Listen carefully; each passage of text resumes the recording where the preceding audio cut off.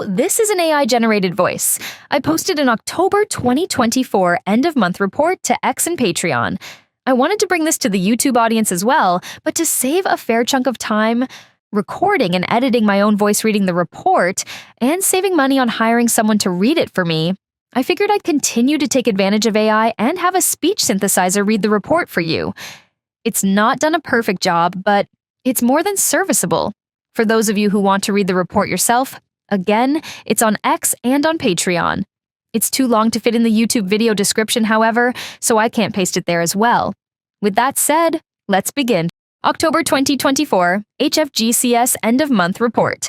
Highlights. Not less than 594 EAMs broadcast. This seems to be above average, compared to 503 for October 2023. Skymaster event on October 24th, very likely part of Global Thunder 25. Probably the most remarkable thing of the month, but so easy to miss.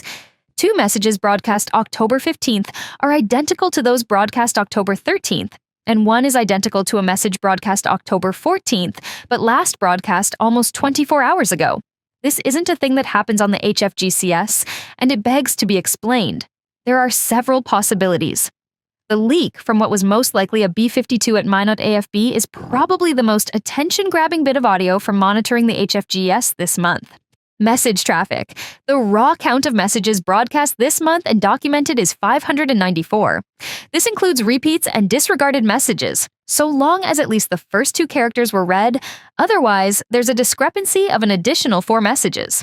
Excluding same-day repeats and all disregards, we have a curated count of 306 messages.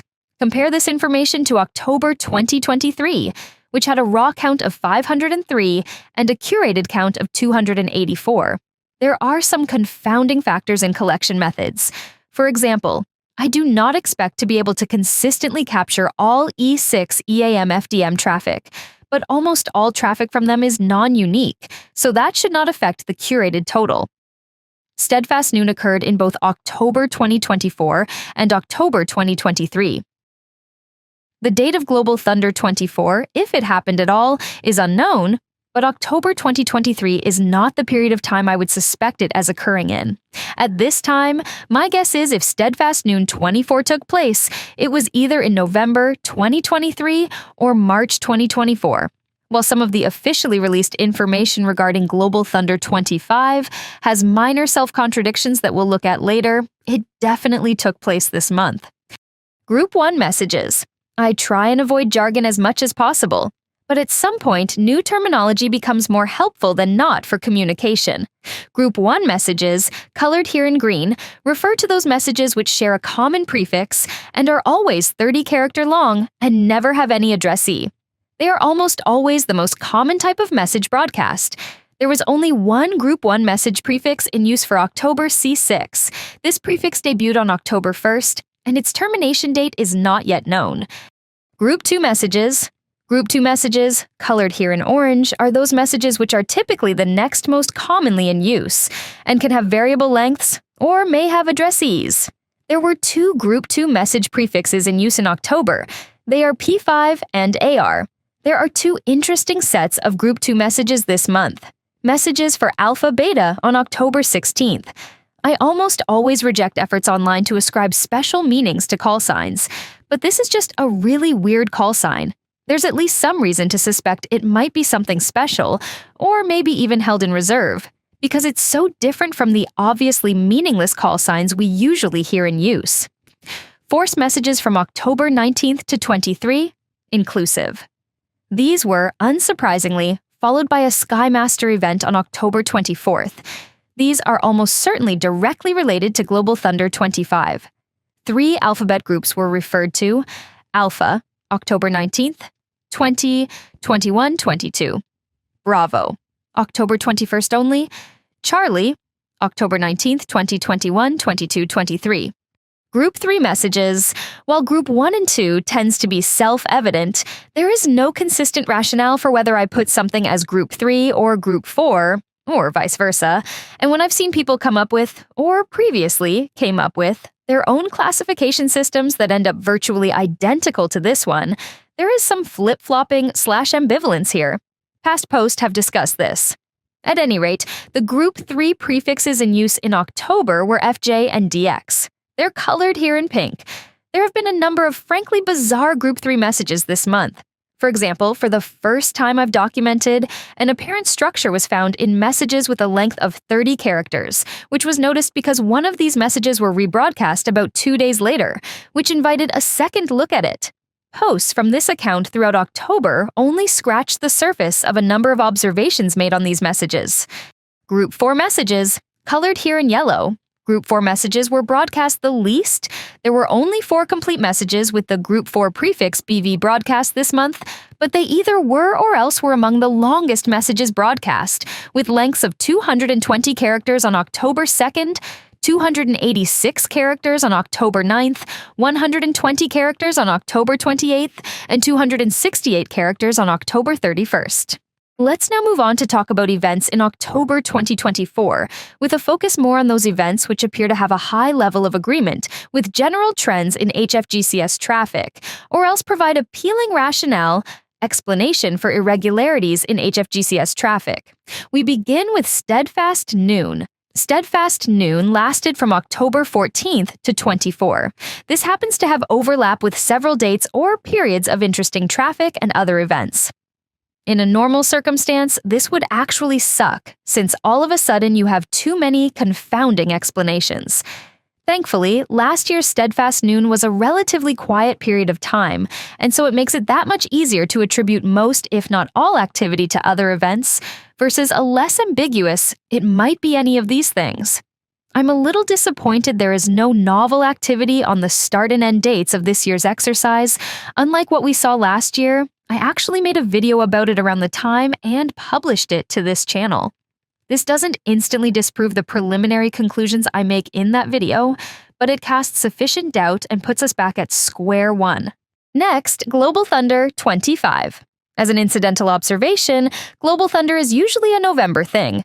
Even though it's not exclusively a November thing, I can't help but speculate, as many have, that the US military pushed this exercise ahead so it wouldn't be concurrent with the November election.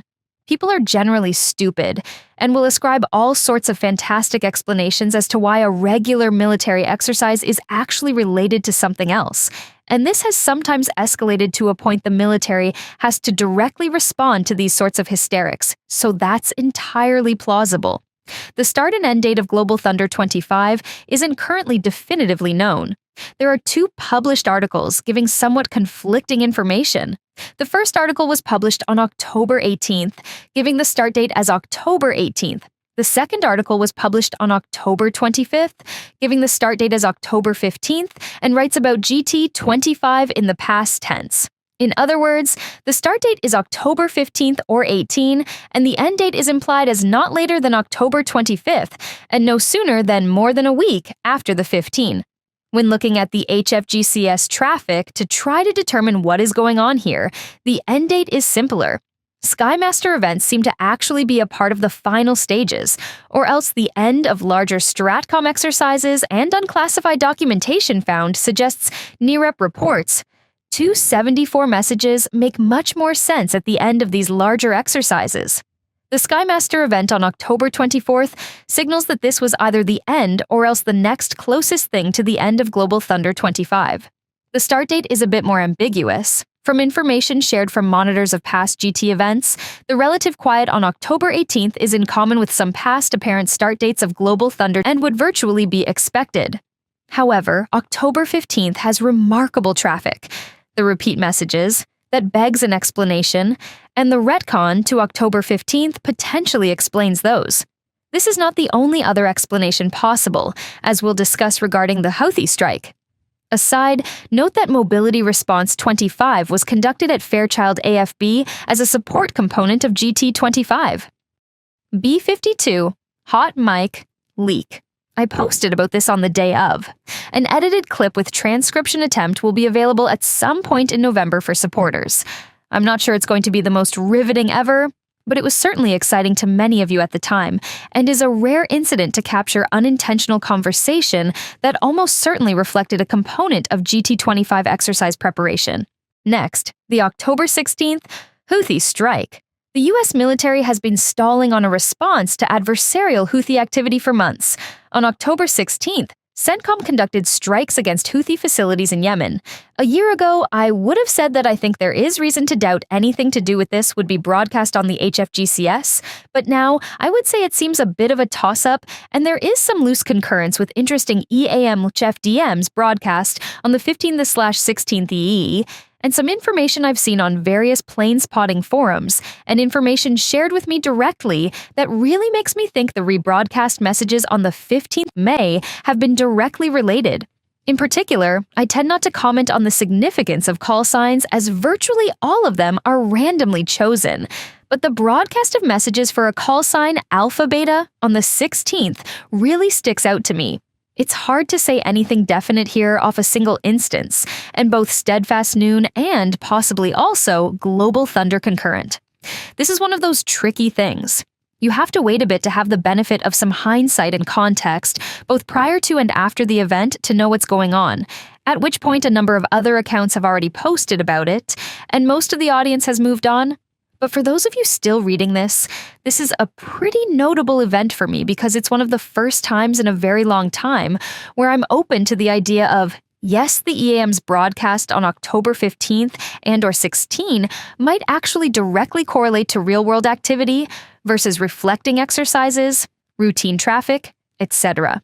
And of course, the Skymaster event. Again, this seems to almost certainly have been a concluding part, or the concluding part of GT25, so we've gone through most of it. A recap and more information will eventually be made available when time allows for me to work on it. And some random stuff at the end here. At least 6 E6S were documented as broadcasting EAMs this month, though it shouldn't be taken as exhaustive. We also heard a number of call signs in use of which the asset or location it belongs to was non-obvious. For those wondering about the October 2023 end-of-month report, since we mentioned it a few times, a link is available on X in the video description and was published to Patreon at the time last year.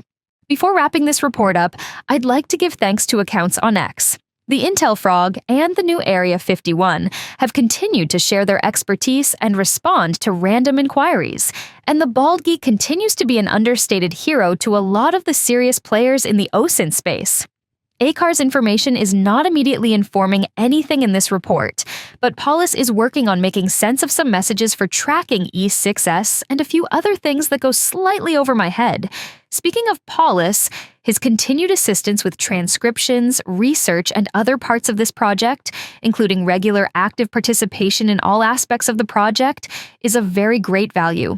Specific to October, Vic Radio Zone sharing some information about U.S. military flight activity in the lead-up to the Hthi Strike. I've not directly cited any of the information shared, but it was a good example of the sort of level of research I'd expect on the other end of this to be able to start to make educated guesses about what EAMs could actually correlate to what real-world U.S. military flight activity.